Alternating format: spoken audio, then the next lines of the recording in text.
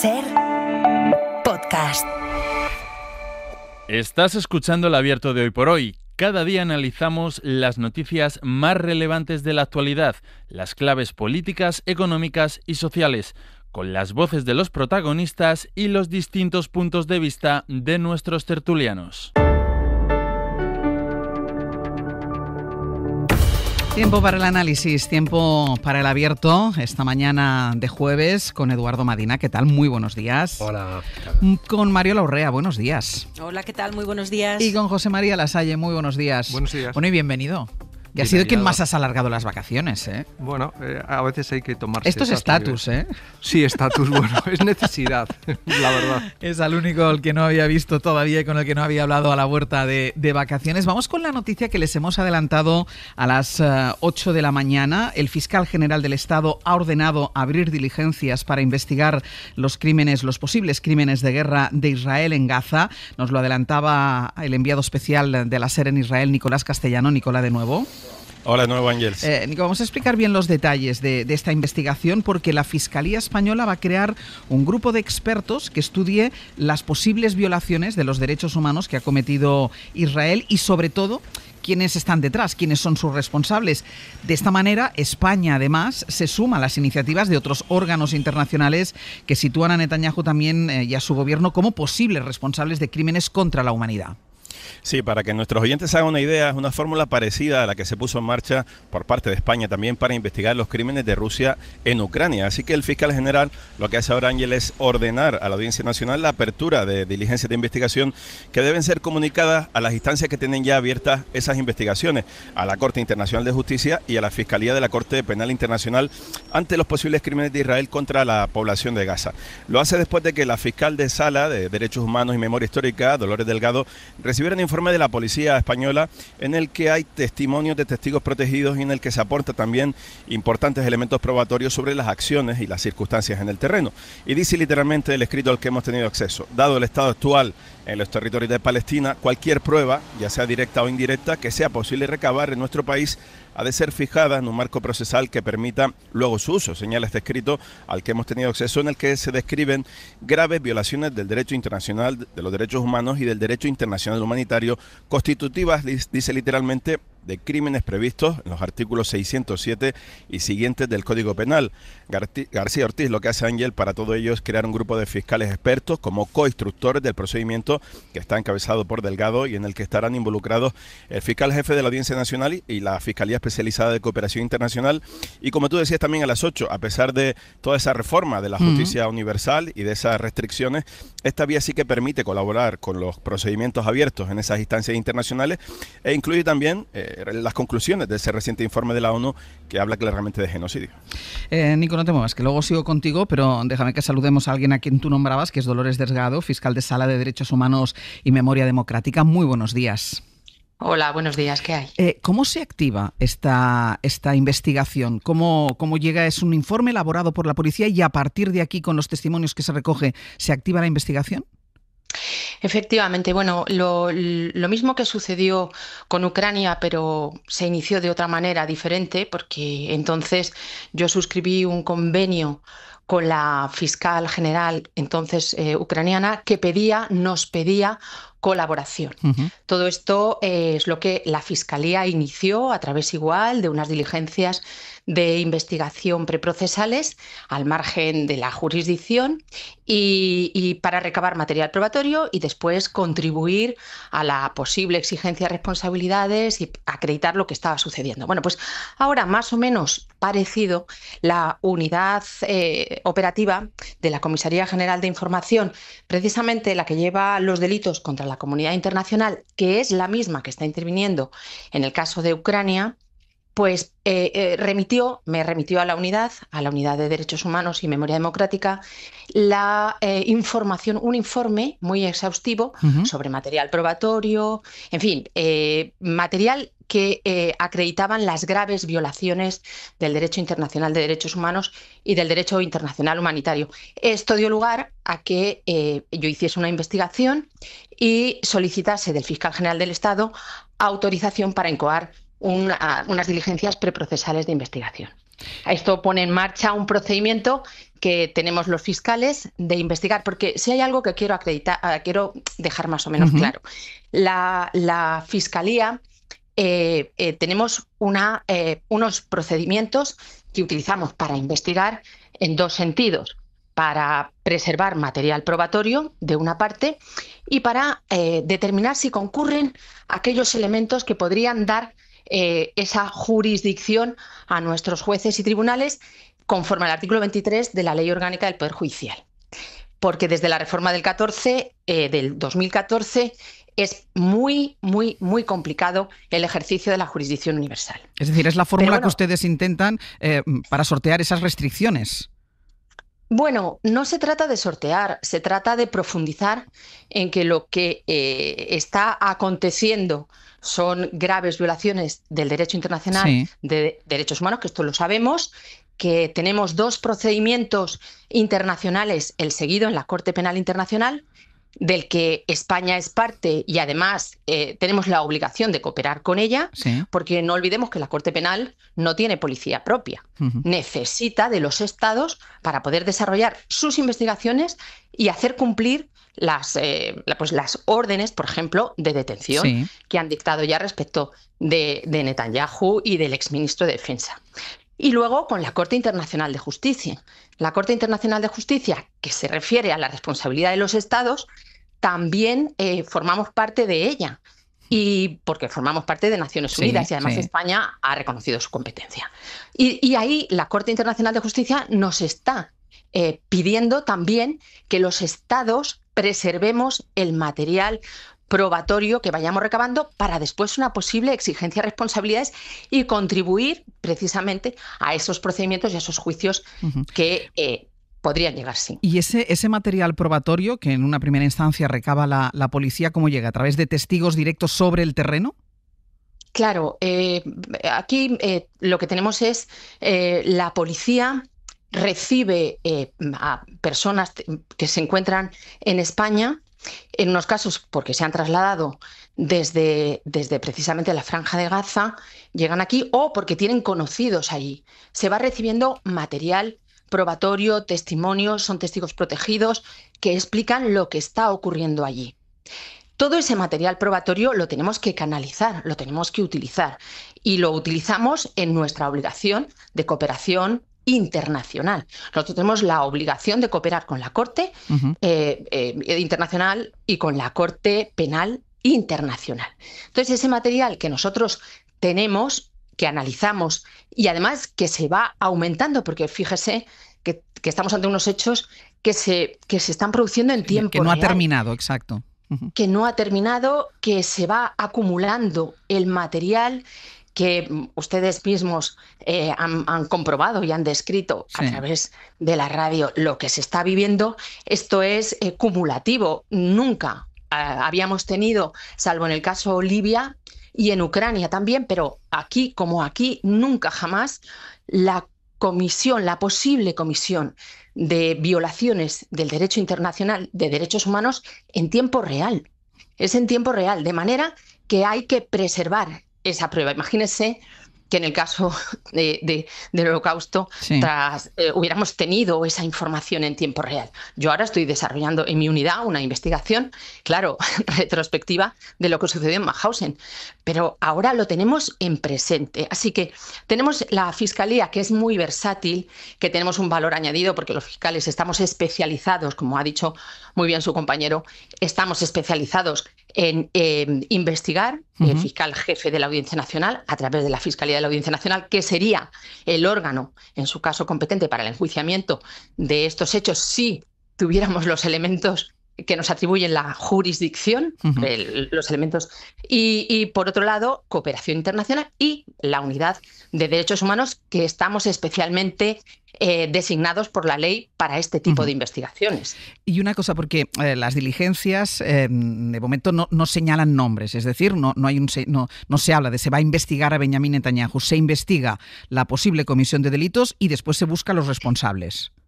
A ver, los tribunales nacionales no pueden enjuiciar a los jefes de Estado y de Gobierno. Esto solamente lo puede hacer la Corte Penal Internacional.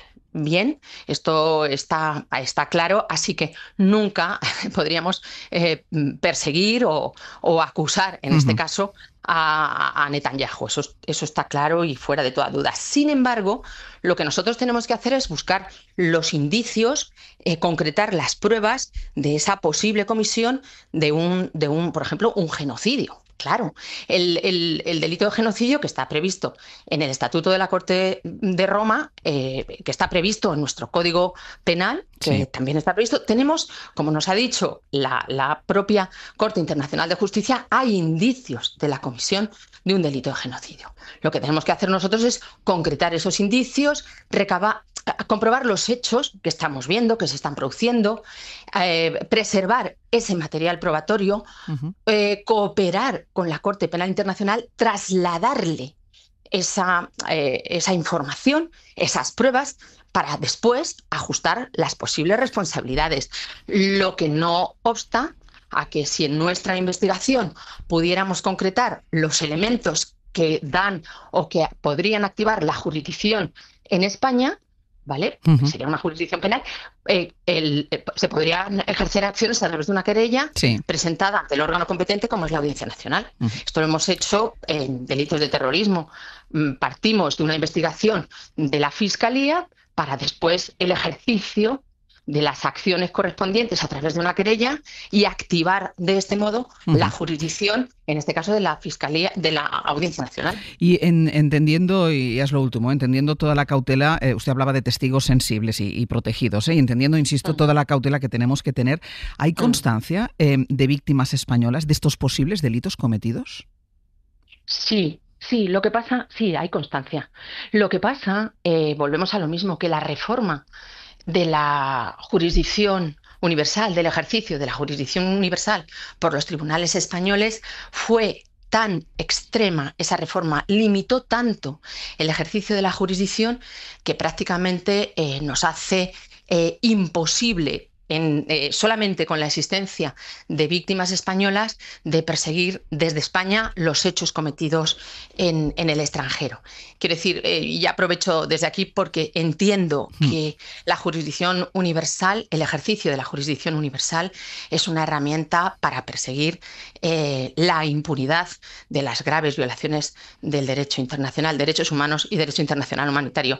Y que no nos olvidemos, yo creo que es muy importante, que es obligación de todos la persecución de estos graves crímenes, porque afectan a la civilización, nos afectan a todos, afectan a la comunidad internacional. Por eso nuestro Código Penal los enmarca ahí, en crímenes contra la comunidad internacional.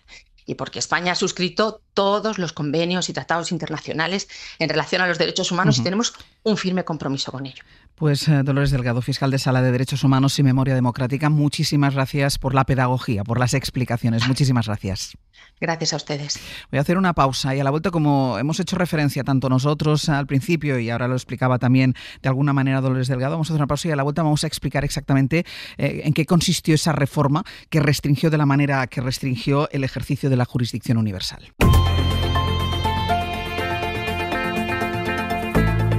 El Abierto. Ser Podcast. En El Abierto, Eduardo Madina, Mariola Orrea y José María Lasalle. Saludamos también a Miguel Ángel Campos. Campos, buenos días. Hola, muy buenos días, Porque Ángel. hablábamos y hablaba también la fiscal Dolores Delgado de la reforma en el ejercicio de la jurisdicción universal, que de alguna manera la estranguló o la restringió mucho. ¿Permite el marco normativo actual esa investigación y hasta qué punto? Sí, bueno, España está obligada por los tratados internacionales a cooperar tanto con la Corte Internacional de Justicia, el órgano judicial de la ONU que tiene abierta una causa contra Israel por denuncia de Sudáfrica, como con la Corte Penal Internacional, el órgano judicial independiente, cuya fiscalía tiene un procedimiento abierto contra Netanyahu y su exministro de Defensa por crímenes de guerra y lesa humanidad. Es cierto que la posibilidad de que se abra un procedimiento en tribunales españoles es remota, porque para ello debería aparecer un ciudadano español fallecido en Gaza y que el ejército israelí y que las autoridades judiciales por el ejército israelí, quiero decir, que ese español hubiera fallecido a causa del ataque de Israel y que las autoridades judiciales de ese estado no investigasen los hechos. Pero no solo no hay inconveniente, Ángels, para que la Fiscalía española incoe diligencias de investigación y las traslade a los órganos judiciales internacionales internacionales pertinentes, es que tiene la obligación de hacerlo. Esta investigación, aunque se incoa hoy, no viene de ahora. Tiene lugar porque en junio pasado la Comisaría General de Información de la Policía Nacional presentó su informe sobre crímenes de guerra en Gaza con indicios muy sólidos y la Fiscalía Española tiene la obligación de investigarlo ante la existencia de esos indicios delictivos. Hay ejemplos como cuando la Fiscalía de la Audiencia Nacional investigó el atentado de Kabul, que finalmente no concluyó en procedimiento penal en España por falta de autor conocido. Y alguna cuestión más, ¿por qué es el fiscal general del Estado quien ordena esta investigación? Porque solo puede hacerlo él. No es una investigación que pueda ordenar ni iniciar a alguno de los fiscales de sala involucrados en este procedimiento sin la orden del fiscal general del Estado. Una investigación, insistimos, que se produce con una jurisdicción universal muy limitada en España. Fue, Ángels, prácticamente derogada por el gobierno de Rajoy en 2014, pero tampoco el Ejecutivo de Sánchez revertió la situación en estos 7 años, a pesar de haberlo prometido en 2018. Designó entonces, recordarás, un equipo de expertos dirigido por el magistrado de la Corte Penal Internacional, José Ricardo de Prada, y finalmente sus conclusiones no fueron llevadas al Código Penal. Campos, gracias. A ti, buenos días. Mariola, empiezo contigo. También se abre la vía judicial en este intento de castigo a Israel y se abre con esta investigación, con esa orden que da el fiscal general del Estado, que autoriza que se abran diligencias para investigar posibles crímenes de guerra cometidos en Gaza. Bueno, yo creo que es un movimiento judicial interesante y desde luego tendrá consecuencias diplomáticas. Esto por una parte. La intervención de la fiscal de sala, Dolores Delgado, yo creo que nos permite dimensionar bien el alcance de la noticia de la que estamos hablando. Y yo lo plantearía en 2 términos. Primero, estamos en una fase muy embrionaria. Ella misma ha hablado de diligencias preprocesales con una vocación de recabar pruebas.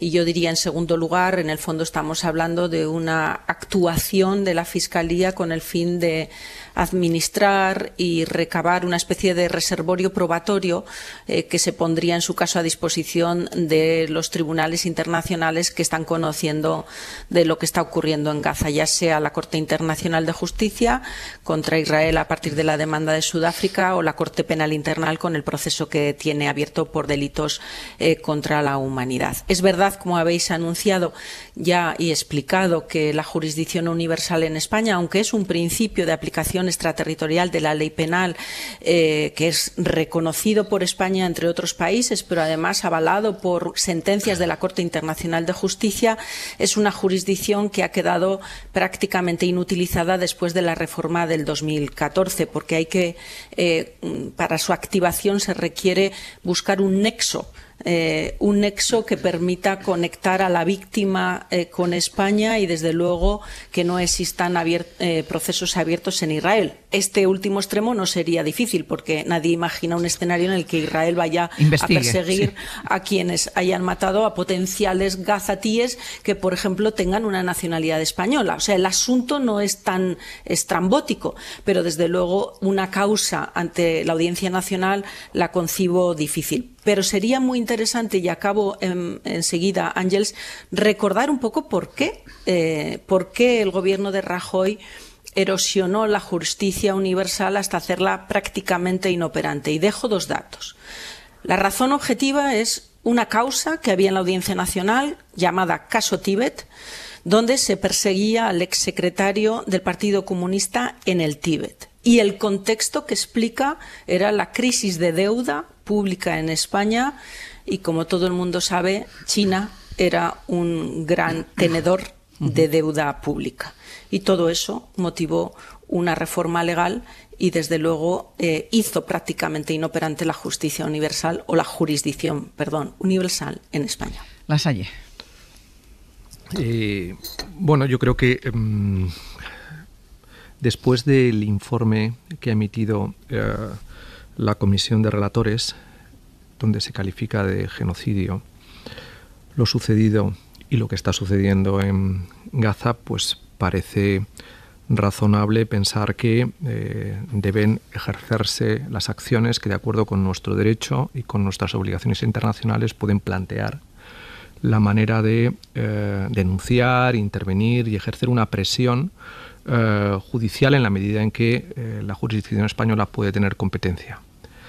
Por lo tanto, recomiendo que se lea el informe. El informe está colgado en la página de la Comisión de Derechos Humanos de Naciones Unidas. Son 72 páginas que se leen y que realmente resultan aterradoras a la hora de poner sobre la mesa que efectivamente estamos ante un genocidio, y hay que decirlo así. Esto me plantea una cuestión, y es que me gustaría pensar que la decisión que ha tomado el Gobierno está relacionada precisamente con la publicación de este informe la pasada semana. Es decir, que no ha habido en esta decisión un deseo de contribuir a una escalada de conflicto en la relación con Israel.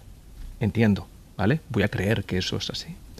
Pero también tengo serias dudas para plantearme que esta es una posibilidad, porque ¿qué diferencia hay entre la constatación de estos hechos o la actuación que ya tenía una comisaría abierta a una investigación la semana pasada o hace 2 semanas?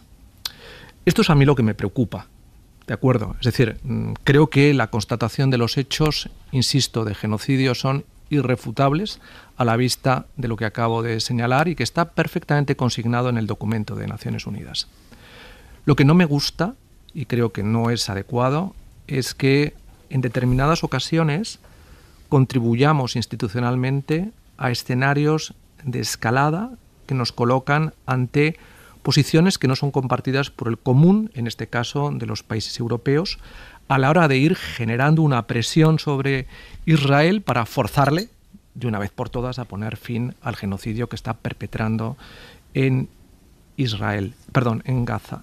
Y eso es lo que deberíamos también analizar políticamente, ¿de acuerdo? Porque creo que necesitamos también evitar escenarios y situaciones donde cierta manipulación de una opinión pública justamente ofendida por lo que está sucediendo en Gaza no es la vía más adecuada cuando ha transcurrido tanto tiempo. Edu.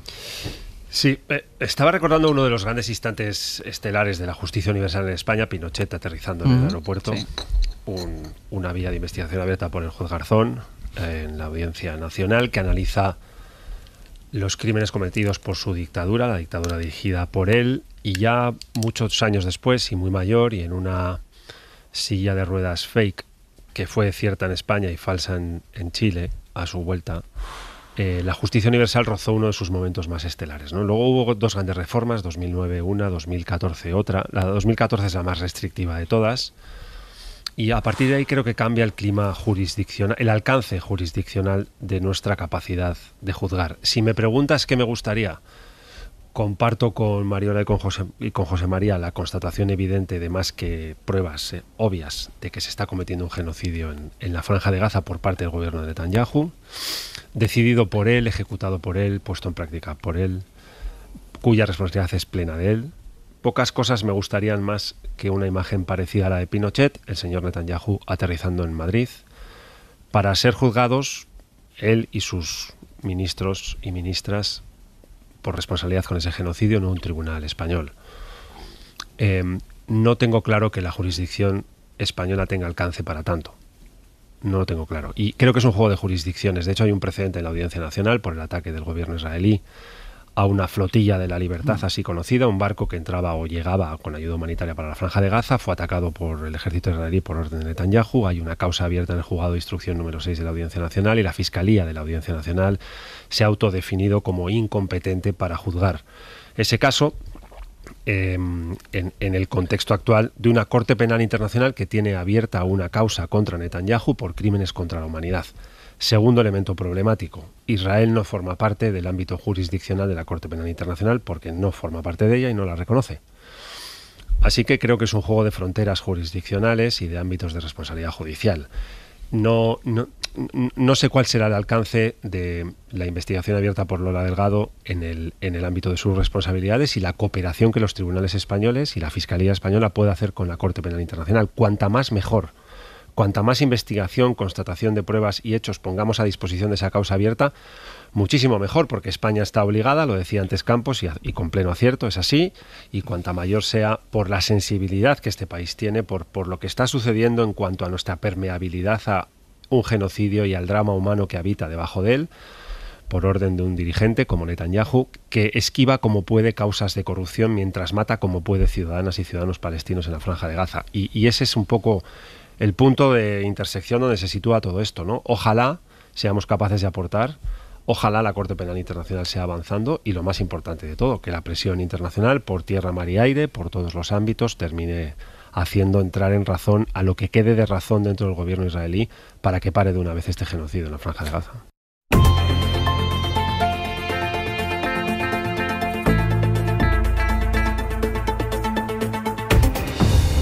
Abierto, Eduardo Medina, Mario Laurre, José María Lasalle. Estábamos hablando de la noticia que les hemos adelantado aquí en la SER a las 8 de la mañana, de la apertura de diligencias por parte de la Fiscalía para investigar posibles crímenes de guerra de Israel en Gaza, hablando de todo el material que ha ido recabando y que consta, material sobre todo en el que consta que ha habido también en ese genocidio víctimas españolas. Y Mario, le pedías tú la palabra.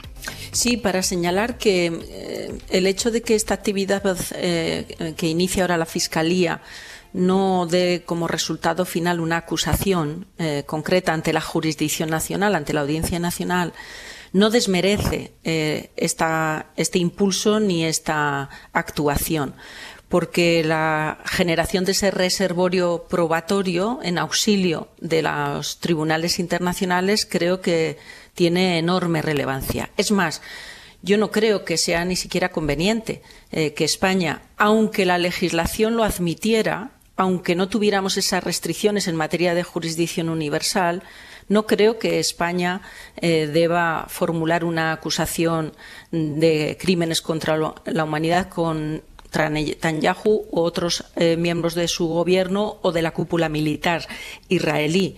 Es que ya creamos la Penal Internacional en el año 2000, la comunidad internacional, precisamente para eso. Por lo tanto, todo aporte, todo esfuerzo que acompañe a fortalecer la jurisdicción de la Corte Penal Internacional, yo creo que es de más valor, de más valía que cualquier iniciativa individual que puede copar los titulares, pero que probablemente nos vaya a llenar más de frustración de otra cosa. Esta es la vía judicial. Vamos a ver cuál es el recorrido que tiene, pero en cualquier caso, y como decía ahora Mariola, si va a servir para empujar esa investigación o para apuntalar esa investigación que pueda llevar a cabo la Corte Penal Internacional. Y luego está la vía de las sanciones. Sanciones que España ya intenta poner por su lado, pero luego hay unas sanciones que las tiene que poner, y sobre todo las comerciales, que dependen de la Unión Europea. Bueno, la Comisión Europea, ya saben que en un giro que anunció Ursula von der Leyen en su última comparecencia, propuso ese castigo, propuso sancionar a Israel, y al final la propuesta se queda en sanciones al 40% de las exportaciones israelíes, que es una medida que queda muy lejos de eso que había anunciado hace apenas un par de días cuando la Comisión habló directamente de suspender, digamos, la pata comercial del acuerdo de asociación con Israel. Bueno, pues de suspender del todo ese apartado comercial del acuerdo de asociación se pasa a sancionar el 40% de las exportaciones. Enrique García Pozo, corresponsal comunitario, muy buenos días. ¿Qué tal, Ángeles? Buenos días. Si esto lo traducimos en dinero, estamos hablando de que no llega a los 250 millones de euros para Israel y que todavía tienen que aprobar, además, estas sanciones. Es decir, no es seguro porque tiene que pasar por el filtro y por la aprobación de los países miembros de la Unión para una mayoría cualificada. Habrá que ver qué sucede, porque ya saben los oyentes que algunos países todavía no se han pronunciado.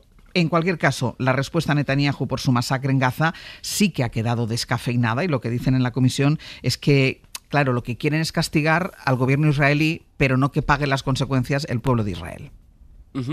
Sí, es el primer paquete que la Comisión aprueba con medidas para presionar a Israel, pero la propuesta no corta ni bloquea la relación comercial. Lo que hace es suspender una serie de preferencias o de ventajas que están suscritas en el acuerdo de asociación. Así que con esta propuesta, al suspender esas ventajas, pasarían automáticamente a tener aranceles el 37% de los productos que Israel vende al bloque comunitario.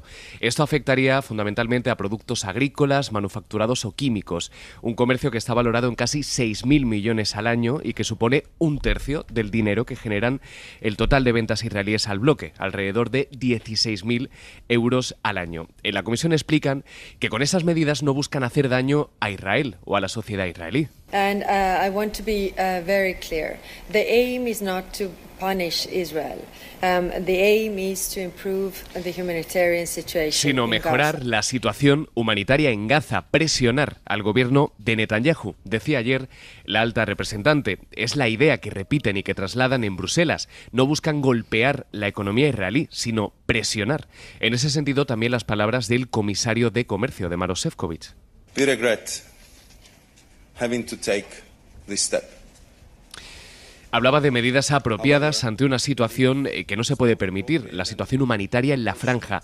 Sobre el alcance real de las medidas, Ángels, varias fuentes comunitarias consultadas coinciden en una idea, que esto es un paso significativo, pero es un paso político o simbólico. Hemos pasado, dicen, de la resistencia absoluta a plantear cualquier sanción a ya sí tomar medidas, y aunque no tengan un impacto considerable, es una señal significativa, explican estas fuentes. El bloque es el principal socio comercial de Israel y ahora pasaría a tratarlo como cualquier tercer país con el que no tiene un acuerdo comercial. Además, Bruselas cancela una serie de proyectos de cooperación institucional que tenía previstos para los próximos 2 años y sanciona a 2 ministros extremistas y a varias organizaciones de colonos. En cualquier caso, después de arrastrar los pies y ante la presión internacional y también con voces en su ejecutivo que pedían acciones concretas, esta es la materialización de lo anunciado la semana pasada por von der Leyen. Tarde, coinciden varias fuentes, pero un paso político relevante, dicen.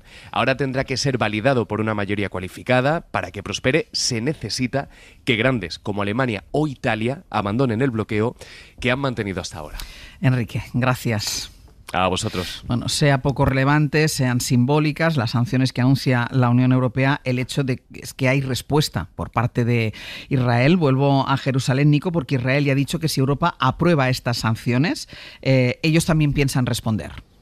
Sí, dice que habrá respuesta, un poco es el comunicado que ayer hacía el ministro de Exteriores, Gideon Sa'ar, que es el encargado de responder casi siempre a esas acusaciones, tanto de genocidio en este caso como la propuesta de sanciones.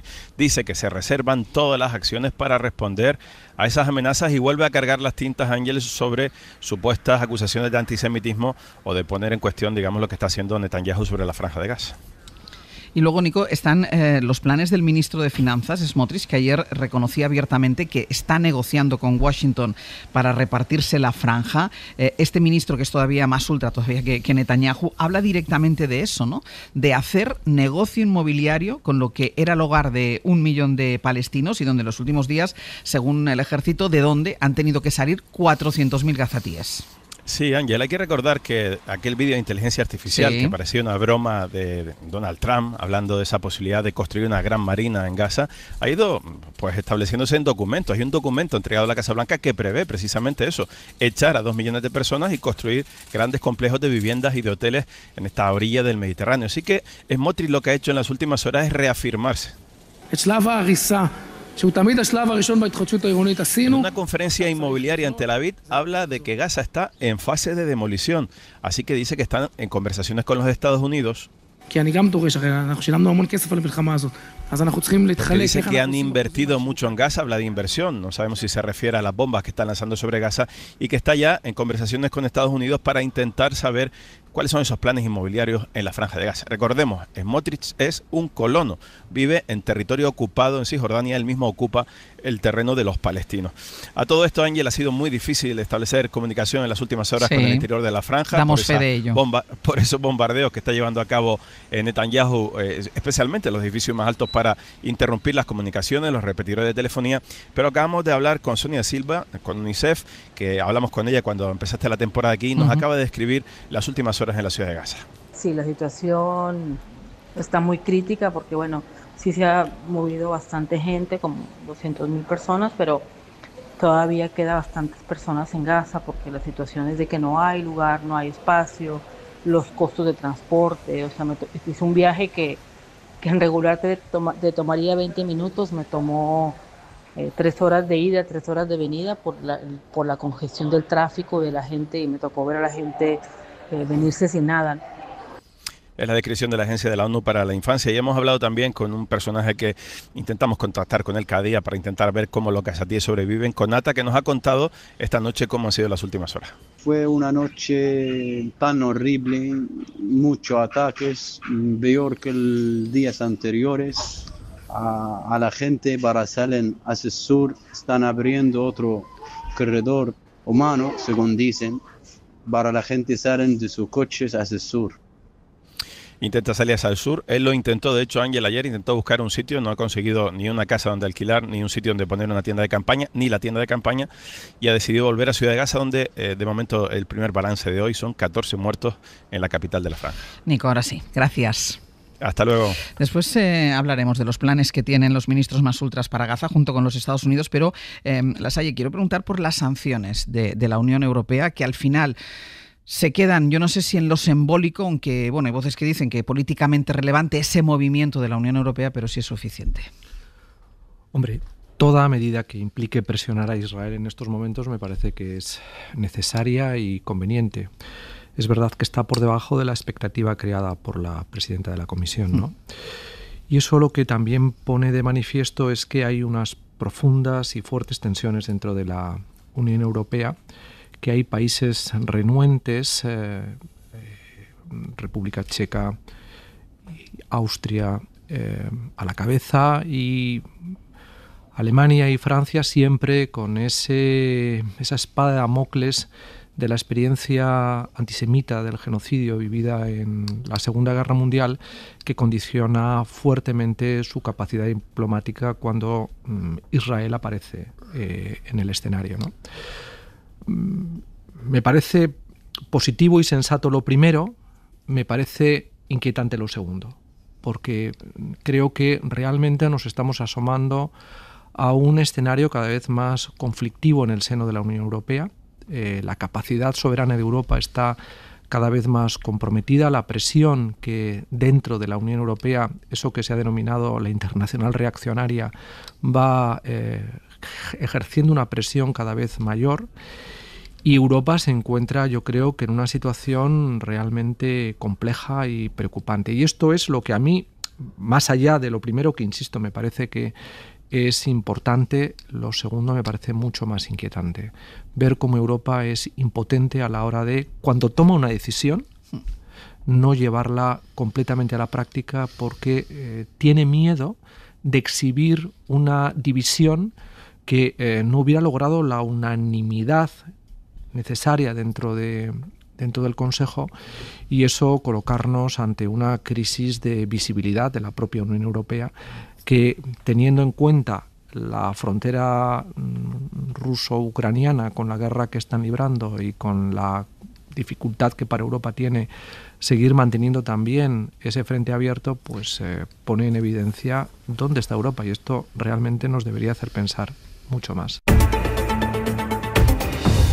Y estábamos hablando de lo que quedan finalmente. Bueno, veremos si se aprueba, porque tiene que pasar todavía por la aprobación de los 27 Estados miembros de la Unión Europea el paquete de medidas que al final se queda con esa penalización, esas sanciones al 40% de las exportaciones de los productos israelíes. Insistimos, si es que se aprueba. Y manifestaba, Madina, más allá de lo que le podía parecer o no las sanciones, Lasalle decía: a mí lo que me preocupa es Europa, esa incapacidad para llegar a acuerdos. Sí, porque en esta materia las sanciones individuales a los ministros ultras exigen unanimidad, y como bien ha explicado José María, la revisión de las cláusulas comerciales exigen mayorías cualificadas.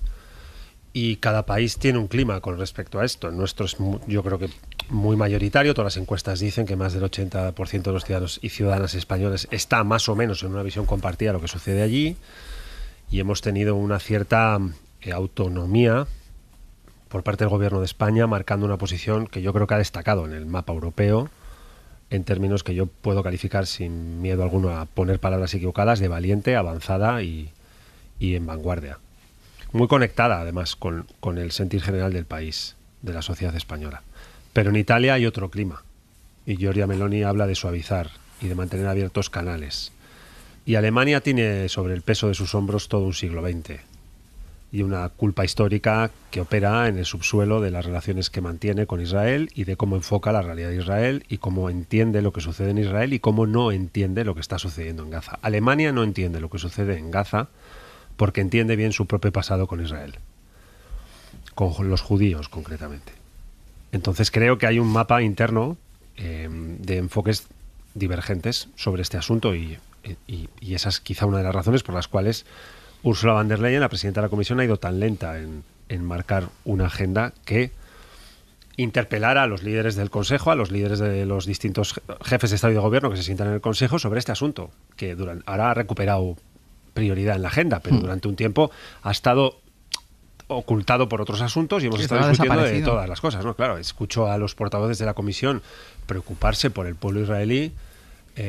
A todos nos preocupa porque no confundimos gobierno de Netanyahu con pueblo de Israel, con ciudadanas y ciudadanas o sociedad israelí, es evidente, pero cuando hablamos de sanciones, estamos habitando un mapa de coercitivo de medidas unilaterales o multilaterales. La ONU sanciona, los países sancionan y ahora mismo en el mundo hay casi 40 países sancionados, bien por organismos multilaterales, bien por mecanismos bilaterales de sanción de unos países frente a otros.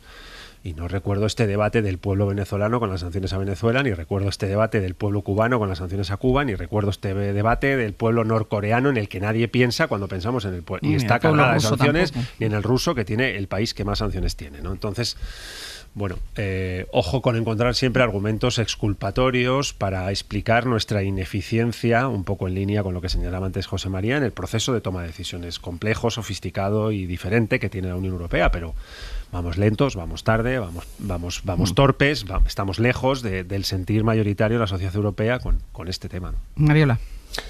Gaza es el elemento divisorio de Europa. Eso es una obviedad y Europa va a tener que responder ante dos tribunales, el de la historia y el de la opinión pública. Y creo que son dos tribunales mucho más, digamos, duros en la ejecución de sus pronunciamientos que las propias jurisdicciones de naturaleza ordinaria. Es verdad que España tiene una posición de vanguardia, no está sola, está con países que, bueno, le podemos dar el valor que queramos, Irlanda, Eslovenia también, se empieza a movilizar Bélgica, en algunas posiciones también algún otro estado, y ojalá tengamos fuerza para poder ensanchar esa mayoría que haga que la Unión Europea avance, digamos, a la altura de los valores y de los principios que promulga, ¿no? Es verdad que la suspensión del pilar comercial del Acuerdo de Asociación Unión Europea y Estados miembros con Israel puede saber a poco, pero sin entrar en cuestiones técnicas que no corresponde, pero hay que recordar que ese 37% de las exportaciones que se van a ver afectadas por la suspensión de este pilar comercial es el conjunto de exportaciones que, según este pilar comercial del acuerdo, pueden ser afectadas por la imposición de aranceles, porque el resto están sometidos, en función de este tratado, a otro principio que es el principio de la nación más favorecida. Por lo tanto, digamos que más allá de lo que es la propia prudencia política o, digamos, la lentitud de la Comisión en la adopción de decisiones, también hay un componente técnico que también no siempre es fácil de resolver. Y sí, yo creo que hay que meter más presión en la parte de sanciones personales a los dirigentes de Israel, que es lo que la alta representante parece que está empezando a querer mover dentro del Consejo y para lo que va a necesitar esa unanimidad que obviamente hoy no existe en la Unión Europea. Pero que no exista no quiere decir que la que preside el Consejo de Asuntos Exteriores, que es la alta representante, no tenga que promover, que es lo que ha hecho el alto representante Borrell hasta que cesó en su mandato, cuando buscó la unanimidad para hacer frente a Rusia, porque ahora nos parece que la búsqueda de esa unanimidad para las sanciones contra Rusia, 19 paquetes, era una unanimidad obvia, y no lo era.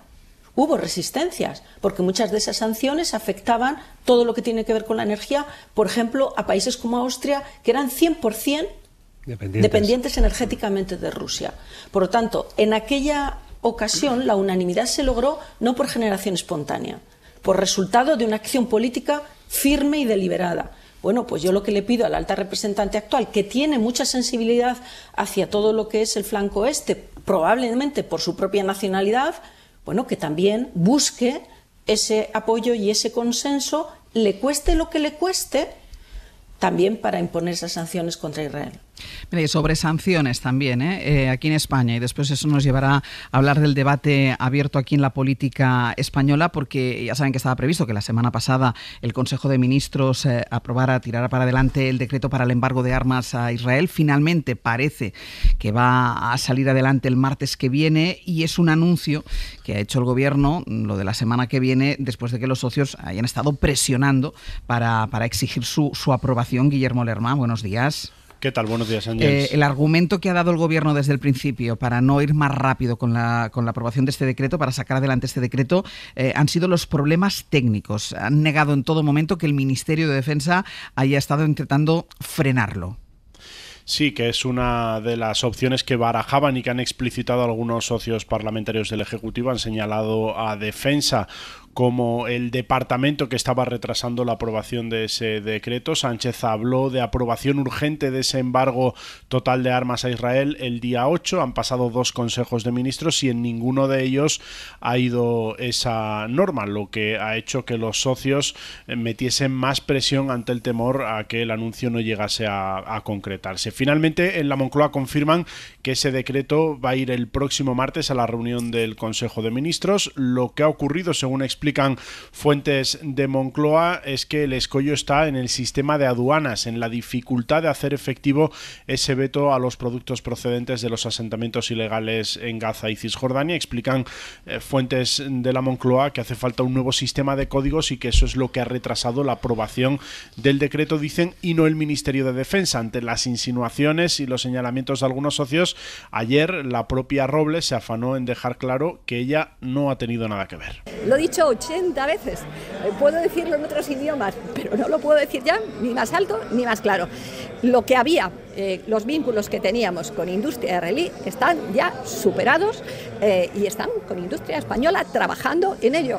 Y además yo, si no tienen confianza en lo que yo les digo, pues les remito a las industrias españolas que están trabajando ya en esos proyectos y en esos programas. Demostraba así Robles cierto malestar con las críticas de algunos socios parlamentarios y señalaba a otro departamento, a Economía y a Comercio. Ayer, de hecho, el ministro Carlos Cuerpo era quien confirmaba que la intención del Ejecutivo es aprobar esa norma la semana que viene. Y lo que estamos haciendo ahora, y por eso le decía que también me extrañan, me sorprenden los tiempos, es poner sobre la mesa las medidas legislativas, como así anunció el presidente, para, en este caso, plasmar a través de un Real Decreto Ley el embargo de armas con Israel, que esperamos llevar al Consejo de Ministros del martes que viene. En Sumar, además, no contemplan otra opción después de que Izquierda Unida Ángeles llegara a amenazar ayer con levantarse del Consejo de Ministros si no se aprueba ya el decreto, si no se hace en la próxima reunión un decreto que va a servir para consolidar jurídicamente ese embargo total de armas a Israel. Guille, gracias. Hasta luego. Luego está el lío en el Partido Popular. Bueno, primero los equilibrios que intenta hacer el líder del Partido Popular, Alberto Núñez Feijóo, que ayer, es verdad, en la sesión de control al Gobierno, en la que estuvo presente evidentemente el genocidio en Gaza, endureció el tono contra el Gobierno de Netanyahu. David Junquera, buenos días. Hola, buenos días. Ese es un Partido Popular, esos equilibrios que intenta hacer Feijóo y ese endurecimiento de alguna manera de su discurso. Y luego está el otro Partido Popular, que es el Partido Popular de Madrid, con Ayuso a la cabeza, que siguen manteniendo un apoyo inquebrantable a Israel, aunque bueno, ayer Almeida, aquí en la cadena SER, en la Ventana de Madrid, también intentaba hacer esos equilibrios, y por encima de todos ellos, José María Aznar. Cuéntanos.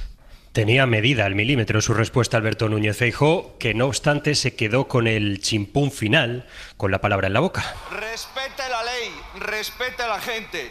No le voy a consentir que use de las muertes de... Se le acabó el tiempo de réplica, algo que le ocurre mucho, y no pudo rematar su frase más importante. No le voy a consentir que use las muertes en Gaza contra los españoles que no le votan.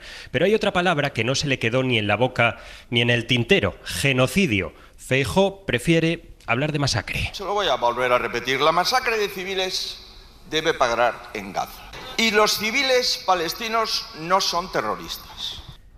El líder de la derecha da un paso, pero no tiene en sus planes ir más allá mientras no lo hagan Europa y la Corte Penal Internacional. Él y su cúpula quieren estar en el medio, censurando a Netanyahu y también a Hamás. No piensan tampoco eludir el debate porque afirman fuentes populares. Mientras Sánchez necesita a los gazatíes para no hablar de Begoña, nosotros no necesitamos excusas para escapar de Gaza. Justo en ese punto medio se sitúa ahora el alcalde Almeida.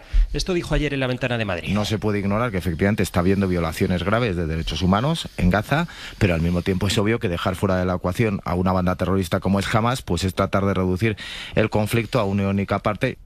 Aunque ya sabéis cómo es esto del PP, hay algunos varones que temen que el tono alto aleje a los votantes moderados y hay alguna varonesa a la que a tono alto pues no le gana nadie. Esto piensa sobre las protestas del domingo. Esto es suicida para la nación entera y desde el ambiente preguerra civilista no se veía en España algo así.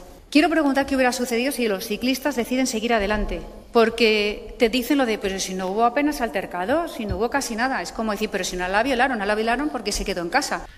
Y esto piensa de lo que está ocurriendo en Gaza. Hay una crisis humanitaria, hay muchas personas desplazadas, miles de personas que están siendo asesinadas, que están muriendo, efectivamente. Que no se engañe cómo empieza esta reflexión Ayuso, porque la acaba así. No solo en Gaza, en muchos lugares del mundo. Esto, ahora que todo el mundo es analista político y todos hablamos con tanta soltura del conflicto, pienso que está de la mano de Hamás, que es el que lo ha provocado. Para Ayuso no es masacre ni genocidio, es crisis humanitaria, pero bueno, hay otras muchas en el mundo. ¿Y qué es para Aznar? Para Aznar es, pues, eso que está haciendo Israel. Si Israel perdiese lo que está haciendo, no nos damos cuenta del problema que tendríamos en el mundo occidental y en Europa. Sería poner al mundo occidental en el borde de la derrota total.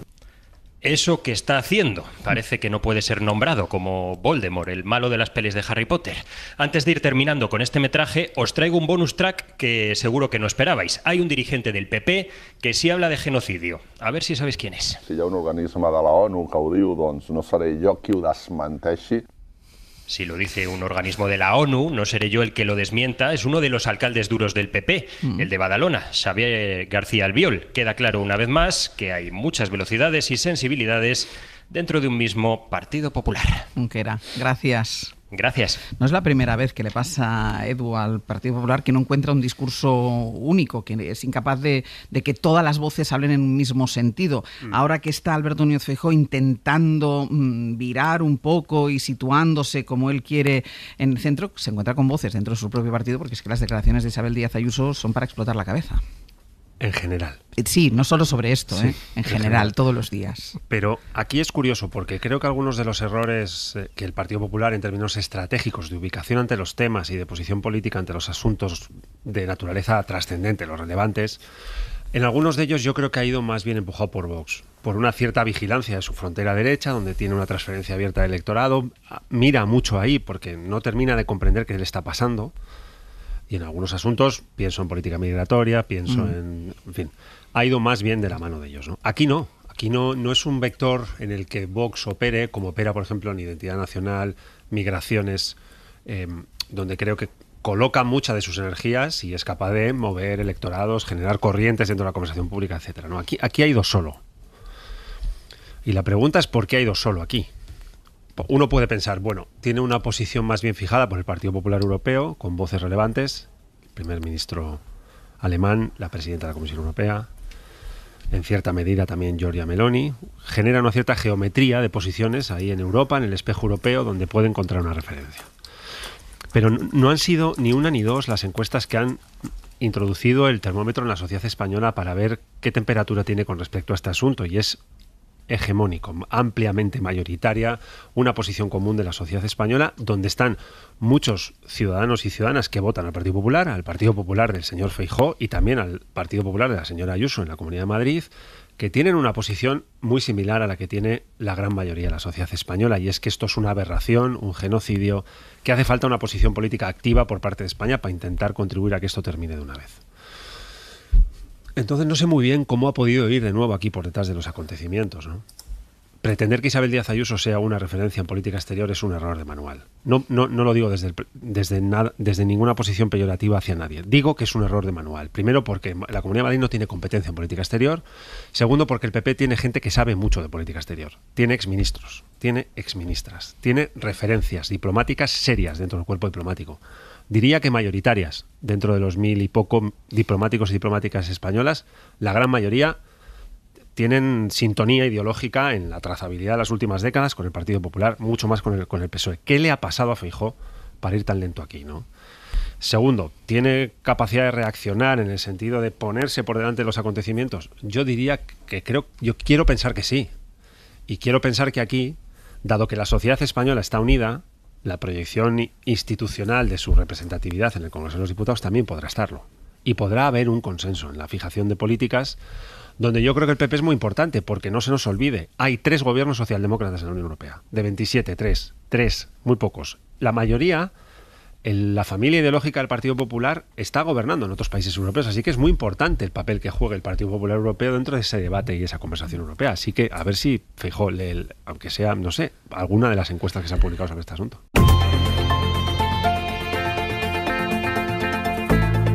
El Abierto. Ser podcast. En El Abierto, Eduardo Madina, Mario Larrea, José María Lasalle. No nos queda mucho tiempo, pero todavía quiero conocer la opinión de Lasalle y de Mariola sobre el discurso del Partido Popular. Decía Edu, ¿qué le pasa a Alberto Núñez Feijóo, que parece que va por detrás de un sentir bastante generalizado según las encuestas de la sociedad? Lasalle. Bueno, que tiene que conseguir ser independiente de la presión que algunos medios de comunicación y ciertos entornos dentro del partido ejercen sobre su agenda a la hora de construir un relato y una narrativa propia que le permita tomar posición desde una mirada, como decía Eduardo hace un momento, alineada con los planteamientos del Partido Popular Europeo, que son bastante beligerantes respecto de lo que sucede en Israel, ¿no? Más allá de la complejidad también de Alemania y las razones que ahí pesan. Hasta que no sea capaz de diseñar su propia agenda y comprender que puede efectivamente seguir presionando al gobierno en los temas de corrupción, los temas que puedan estar relacionados con la persona del presidente, etcétera, que me parece razonable que hasta cierto punto pueda hacerlos deslizar en la agenda, tiene que tener una posición sobre cuestiones tan importantes como lo que estamos viviendo ahora, y no por una razón potencialmente electoral que se alinee con la sensibilidad mayoritaria del pueblo español. No, es que tiene que tener una clara visión propia, es decir, tiene que comprender que la crueldad que se está proyectando en estos momentos en Gaza, esa indecencia incluso en el lenguaje con el que algunos en Israel se están jactando de lo que pasa en la franja, va más allá de lo que cualquiera con un mínimo de entraña ética puede tolerar, respetar, y necesitamos escuchar que el principal partido de España, porque en votos lo es, y el que ejerce el liderazgo de la oposición, está claramente alineado con esas sensibilidades que hacen congruente una misión conservadora en Europa. María, le cierro contigo, te pido que seas breve. Sí, Alberto Núñez Feijóo llega tarde a todos los sitios y no tiene solución. Porque no solo es un problema de equipos, no solo es un problema de su capacidad o incapacidad para configurarse una idea de las cosas para las que está llamado a gestionar, es que yo creo que es un problema de carácter. Por cierto, también va a llegar tarde el Papa. Cuando hemos dado la noticia hace un rato de que no tiene claro si esto es un genocidio o no genocidio. Bueno, los actos de genocidio están destinados a destruir grupos nacionales, raciales, étnicos y religiosos. Una pregunta para la Iglesia. Si se hubieran asesinado a 65.000 religiosos en un país, ¿el Papa hubiera tenido ya claro de qué estábamos hablando? Dejadme los últimos minutos para que contemos algo que está hoy en la prensa internacional, sobre todo en la prensa de Estados Unidos, porque aumenta en ese país la persecución que la administración Trump está llevando a cabo contra voces críticas en la prensa en general y sobre todo en la televisión. Después de haber demandado, lo contábamos hace unos días, después de haber demandado al New York Times, Trump es el que demanda al New York Times, por publicar noticias que no le gustan, ahora el presidente ha celebrado como una victoria personal la cancelación de uno de los principales programas nocturnos de comedia, un late show como se conoce habitualmente, el de Jimmy Kimmel, y apunta ya sus armas de presión contra otros humoristas críticos que todavía, Bayo, tienen programa. Sí, pero que ven cómo a los vecinos les recortan la barba, así que ponen la suya a remojar. Más de 1 millón de espectadores en Estados Unidos se han quedado esta noche, Ángels, sin ver su late show favorito. From Hollywood, it's Jimmy Kimmel Live. El programa en vivo de Jimmy Kimmel en la ABC, todo un clásico de la televisión estadounidense en el que el comediante combina entrevistas y segmentos de humor con monólogos cargados de sátira. En los que Donald Trump, como te imaginarás, no suele quedar bien parado. En fin, ya sabemos que el presidente estadounidense lleva muy mal eso de que se rían de él y precisamente por eso ha puesto en el punto de mira a los principales comediantes del país, como Stephen Colbert, al que la CBS no ha renovado su contrato, o el propio Jimmy Kimmel. Hace 2 semanas leía en público las amenazas que Donald Trump había lanzado contra su programa en redes sociales.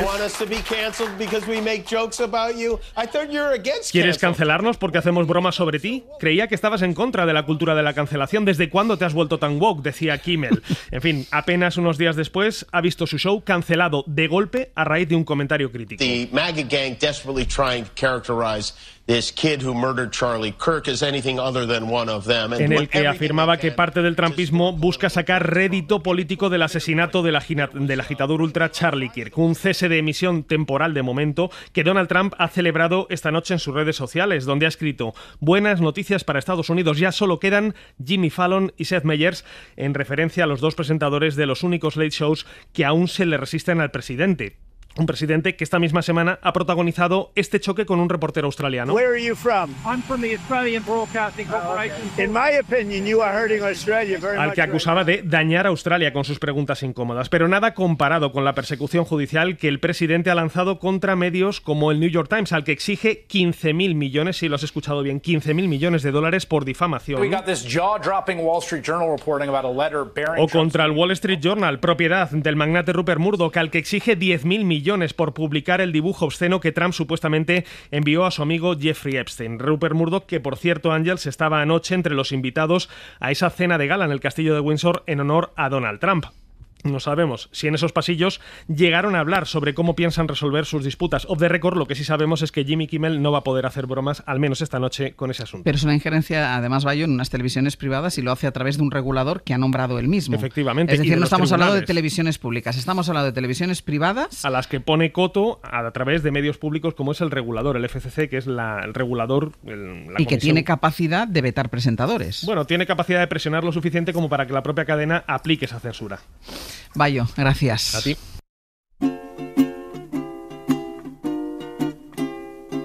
Raindrops are falling on my head, and just like the guy whose feet are too big for his bed, nothing seems to fit. Those raindrops are falling on my head, they keep falling, so I just did. Vamos a ir terminando ya el abierto. Sergio Castro, Anausle, buenos días. Hola, ¿qué tal? Contadnos qué vamos a hacer a partir de ahora. Pues a partir de ahora, y como es jueves... Es jueves, no dudes, es jueves. Lo que vamos a hacer es hablar y dar cobijo a Jaime García Cantero y a Nuño Domínguez, nuestros ministros de Ciencia y Tecnología, para hablar de muchas cosas. Por ejemplo, de la desconexión tecnológica con Israel, o un nuevo programa de inteligencia artificial entrenado con historiales médicos de cientos de miles de pacientes, con el objetivo de encargarse de prevenir en el futuro más inmediato futuras enfermedades. O sea, te pueden decir de que si estarás se utiliza enfermo. bien, si se utiliza bien. Luego, si esto no cae. Bueno, tú como has dejado de fumar, ahora buenas, tienes menos posibilidades de ponerte enfermo. No te creas, ¿eh? En cualquier momento yo. Vale. ¿Qué más? A partir de las 10:30 vas a podar. No es martes, es jueves. O sea, no vas a podar Hoy con Eduardo Barba. Hoy también tijeritas en la mano. Hoy tijeritas, vas a podar viñedos. Oh, me gusta eso. Viñedos de 90 años de antigüedad Me en La gusta. Rioja, porque toca, usted no sabe con quién está hablando. Vas a encontrarte a alguien que no sabes ni cómo se llama, ni a qué se dedica, pero seguro que aprendemos algo. Y si me lleva un viñedo, seguro que me gusta. O dentro de unos meses, el vinito. Exacto, Correcto. hablaremos de ello. ¿Qué más? Y después cine. Viene Javier Ocaña y vamos a hablar de una película, una locura de película que intenta explicar la locura del mundo en el que vivimos, que se centra en Estados Unidos. Se llama Eddington y es uno de los estrenos, una de las películas para las que podremos comprar entrada e ir al cine, pero también traerá una pequeña reflexión y una valoración sobre la figura de Robert Redford y un expediente Warren. ¿Por qué funcionan tan bien las películas de terror? Yo no las había oído nunca, estas películas. Pues ya verás. Son muy famosas. Expediente Warren. Hombre. Vale, vale. Y esta puede ser la tercera o la cuarta, ¿no? Esta puede ser la 10ª. Ah, la 10ª. Me perdí 6. Va. Vale. Vamos Tampoco a estás tú muy puesto en el expediente Warren. Ahí me columpia un poco. Bueno, venga. En Al Dente vamos a cerrar el programa con Ainhoa Gregoita. Él ya va a hablar de 3 Cs prioritarias en la gastronomía. 3 Cs. Churros, chistorra y croquetas. Si nos está escuchando el colesterol, que también empieza por C, que también empieza por C, que cierre, que se apague la radio. Pero esto tiene su contexto. En realidad es que lo que ella va a hacer es que va a centrar el tema en los churros, solo en los churros, en todas sus posibilidades, y después la receta va a ser exactamente una croqueta de chistorra. Ah, o sea, vale. esto lo vamos a ordenar en realidad un poco. No Vale, es a lo loco. Vale, porque me parecía un menú un poco deslavazado. Sí, no, todo tiene su Vale, porqué. vale. Pues todo esto, dime. Chistorra no empieza por C. Que empieza por TX. Eso. Bueno, pero igual, vamos. Igual es españolizable. Sí, yo creo. Vamos a mirar la RAE. Yo creo que la RAE lo ha españolizado. Pero si eso fuera así, pues se suspende la sección, claro. Claro. Tendré que llamarte a ti, Mariola, porque tendré que llenar de alguna manera los 20 minutos de cocina. O meter cocido. O meter cocido, que sí que empieza por C. Claro. Vale. No vamos a tener ningún problema por rellenar eso. No, seguro que no, ya te lo digo yo. Mariola Urrea, Eduardo Madina, José María Lasalle. Hasta la semana que viene. Gracias. Adiós. Para no perderte ningún episodio, síguenos en la aplicación o la web de la SER, Podium Podcast o tu plataforma de audio favorita.